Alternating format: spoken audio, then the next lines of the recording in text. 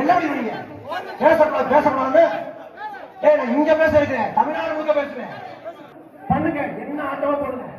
ஒரு பட்சியும் இல்ல, ஒரு பட்சியும் இல்ல.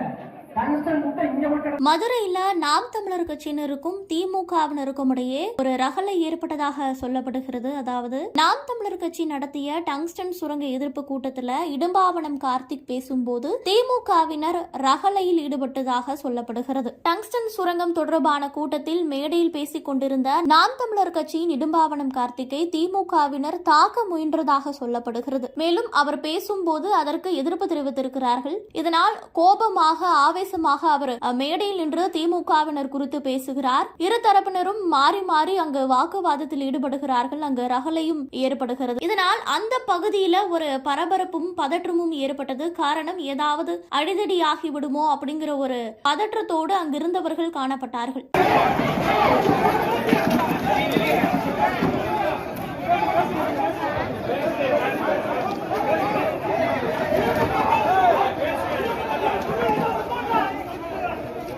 என்ன பண்ணுவீங்க? என்ன பண்ணுவீங்க? என்ன பண்ணுவீங்க? அண்ணா பழைய மானை வன்கொடுமை செய்யப்பட்டாங்க. அது நீதி கிடைச்சிச்சா? உங்க ஆட்சியாளர் பெண் பிள்ளைக்கு நடந்திருக்கே ரோசம் வந்துச்சா? கோபம் வந்துச்சா? தமிழ்நாடு முழுக்க கஞ்சா அபின் மதந்து போதை பழக்க கோபம் வந்துச்சா? எதுக்கு வர இப்ப கோபம் வருது? என்ன பண்ணுவீங்க? பேசக்கூடாது பேசக்கூடாது. நான் இங்க பேச இருக்கிறேன், தமிழ்நாடு முழுக்க பேசுவேன். தொலைக்காட்சியை பார்த்து திமுக கிழிப்பேன். என்ன பண்ண முடியும்?